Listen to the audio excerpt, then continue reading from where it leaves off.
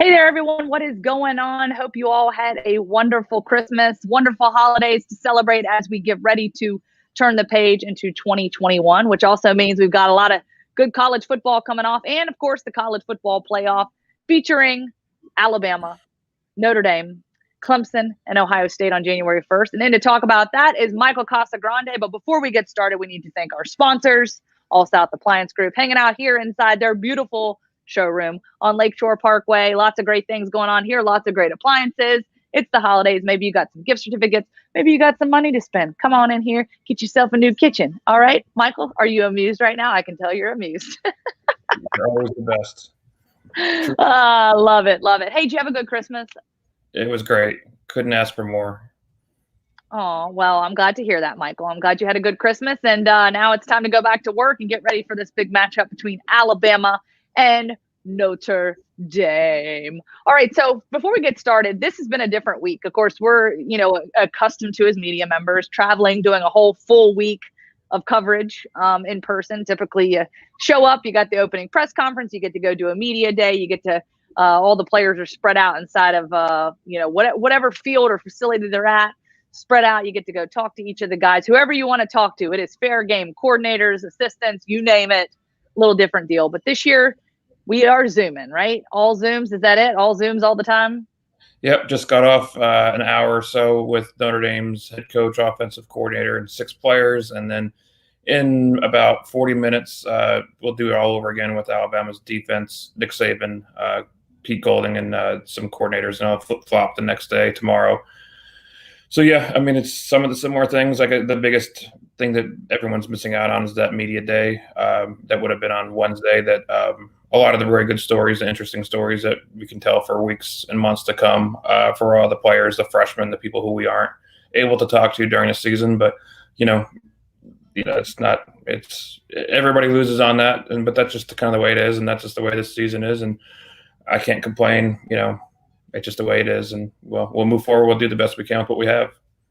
Yep, no doubt about it. And we've been tackling this thing all year, and it's kind of exciting to see where we are here at the end of the season. Before we get into the matchup specifically, anything of note or interest on that first call that you guys had today with Coach Kelly and or any of the players? Anything that stood out? What's the mood like with those guys? Are they pretty pumped up, fired up, or not? Yeah, no, I'd say they are. I'd say they're. They hear the talk. There are a lot of questions I asked them about the underdog status, and they seem to be enjoying that. It's kind of interesting for Notre Dame, this traditional power. In the old days, to hear them saying they embrace the underdog role would probably have been notable in the past. But it's definitely a thing. They're playing some of these bigger games. The 2012, that national championship with Alabama, obviously the 2018 Cotton Bowl with Clemson, and then the Clemson ACC championship game. They haven't really performed well in these high leverage, high pressure situations. Obviously, they beat Clemson early in the year at home, but it's a storyline, and I think it's interesting that they're embracing it. Some of the comparisons, because they've obviously played Clemson several times, asking about how they compare to Alabama and. The other team that they said that Georgia, they played Georgia not this year, but the 2 previous years, and they see some similarities between Alabama and Georgia schematically. So they've been able to use that. It sounds like they've been using some of that to prepare for Alabama. But there's a lot to say about this game. We'll have all that coverage. Be spending all the rest of the day working on that. But there's a lot to be said about from the Notre Dame perspective, and we'll have plenty of those stories. Good stuff. And just kind of looking at this preview, when you look at obviously the number 1 team in the country versus Notre Dame, Alabama certainly has proven itself on the offensive side of the football as well as the defensive side of football. I know there's been some question marks and things there defensively, but certainly has turned the page from what we saw a season ago and has really grown and certainly plug some of those holes that a lot of people were concerned about, and obviously saying Pete Golding, we want his head on a platter, we want him gone. There's been a lot of improvements and things to kind of hang our hats on. But just kind of looking at the matchup, how do you see these two teams matching up? And do you just Are you one of those that think this is going to be a blowout, or do you think that Notre Dame's going to give Alabama a run for its money, at least in some portion of this football game? Yeah, well, I think the main key for Notre Dame, they're going to try to slow the game down. They're more of a traditional kind of offense than the teams that the Ole Misses, the Floridas that gave Alabama trouble with the passing game. I don't expect it to be a high scoring shootout kind of game. I think if Clemson or if Notre Dame does what they want to do, it's going to be more of a lower scoring game. They want to run the ball better. They're not necessarily 3 yards in a cloud of dust kind of offense, but they're not what Florida was, where that was the kind of the one team.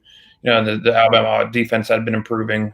We'd seen a lot of better performances since that Ole Miss game. Can't really get much worse than where they were at that point. But the Florida then gave them quite a bit of trouble with the passing offense, and I don't think that's necessarily what Notre Dame does. They do have a big tight end who they can throw the ball to that is somewhere in the neighborhood of Kyle Pitts, not nearly as good or as disruptive, or changes the whole offense kind of a player. But I think they want a more of a lower scoring game. And Alabama, even when the games are close, they were never in a lower scoring game. I don't even know. I'd have to look back at what their fewest points they scored this season was, but no one's really slowed them down to that point. And Clemson kind of had their way with Notre Dame in the first half of that ACC championship game. So, it's going to be a tall challenge for Notre Dame, all the things considered. But that's why they play these games. So we'll see.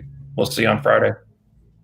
No doubt about it. And as we wrap up, Michael, just wanted to discuss real quickly with you, Alabama All-Team American, the first team All-Americans have been announced, and Alabama lands 6 on that list. We've got Mac Jones as the quarterback, Najee Harris, Devontae Smith, Alex Leatherwood, Landon Dickerson, and Patrick Surtain all in first team. No second teamers, which I don't know if that's really a surprise when you land 6 on first team. Pretty impressive stuff. Just get your thoughts on that, and any surprises, or is that pretty much how you figured things would stack up?